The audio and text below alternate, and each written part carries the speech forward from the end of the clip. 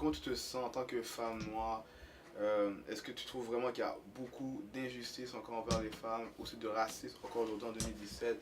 Que tu sois à Montréal ou que tu sois en Haïti, est-ce que c'est la même dynamique également? Oui. Mhm. Et maintenant, là, je vais mettre mon chapeau en tant que marraine de la conférence pan-canadienne sur la diversité en génie, la Ok. deuxième, Ok, qui a ok. eu lieu à Montréal l'année dernière, ok? Mhm. L'autre était l'Université McGill. Moi, j'ai fait, la présentation que j'ai faite, c'était Afro-Descendant Women in Engineering, two dots, 2 points, The Survival Guide, The Little Black Dress, Here and Abroad. Et ça, oui, c'est moi qui l'ai présenté, mais j'ai quand même un groupe de femmes professionnelles, on est devenus amis, on a composé ça ensemble. Et jusqu'à tout récemment, il y a une jeune femme qui a acheté mon livre, qui était un génie, qui m'expliquait ce qu'on lui faisait subir. Et entendons-nous, quand on parle de ce qu'on va te faire subir, premièrement, il faut que tu connaisses la game. Il faut que tu connaisses la game que c'est une pièce de théâtre.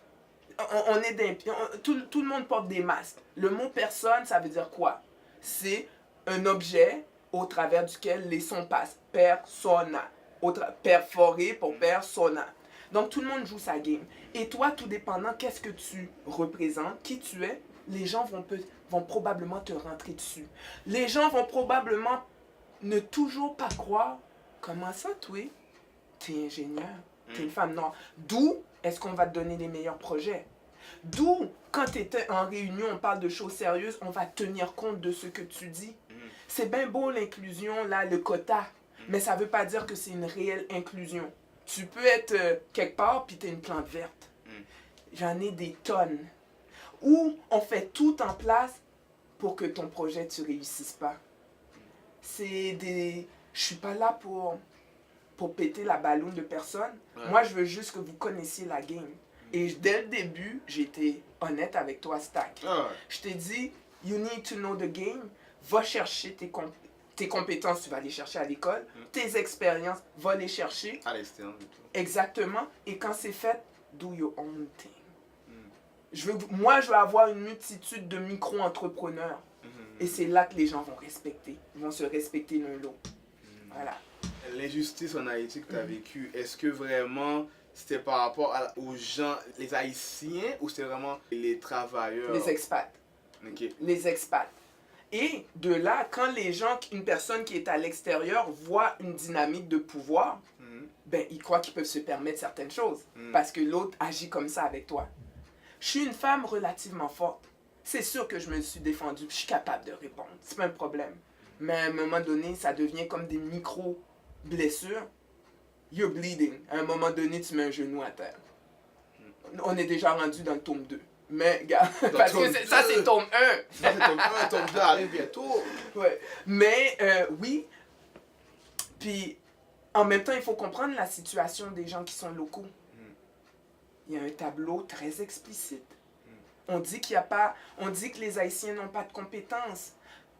Il n'y a pas assez de travail. Oui, paresseux. Oui, comme ça, hein. Mais là, eux autres, ils veulent garder son travail, fait qu'il va se taire. Il va commencer commencer à... Ben voilà, c'est des choix. situations comme ça, tu te retrouves, tu es au milieu de tout ça. La seule, je vais dire, sans dire chance que j'ai eue, c'est que j'étais sur un chantier de construction. Puis il s'en passe des choses. C'est real, c'est live. T'es pas dans un bureau, puis là, tu pianotes ton ordi, tout ça. Là, c'est live. Fait que t'es comme en deux... Autant qu'il se passe au-dessus de toi des dynamiques sociales ou psychosociales. Fait que ça aide à couper. Et peut-être c'est ça qui a fait que j'ai pu rester aussi longtemps. Moi, j'en connais d'autres qui ont fait la même chose que moi ou qui sont venus grâce à moi pour dire « Viens faire un check en Haïti, c'est important pour ta quête identitaire, etc. etc. Ouais, c'est sûr. Le fait d'être dans un bureau, ça les a tués. Parce que là, tu es toujours là-dedans, tu es toujours au prix. T'as rien vu à l'extérieur. Exactement. Tandis que la vie de chantier, comme tu as pu le voir dans le livre, ça n'arrête jamais. Il y a toujours quelque chose, tu dis non, ça se peut pas. Non, ça se peut pas.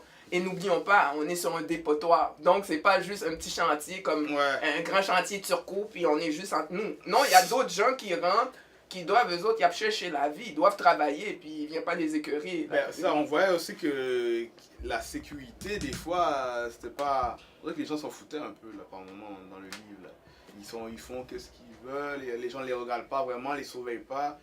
C'est vraiment... Qu'est-ce qui fait que... Qu'est-ce qui amène ça, dans le fond, leur mentalité? Mais, sans dire la mentalité, c'est que de un, on va les appeler, ces gens-là qui vivent sur le dépotoir, le beau terme. Le beau terme. Le beau terme. Si tu veux dire le mauvais terme, vas-y, moi je vais dire le beau terme. Les chiffonniers, c'est eux autres, les autochtones, ils sont là.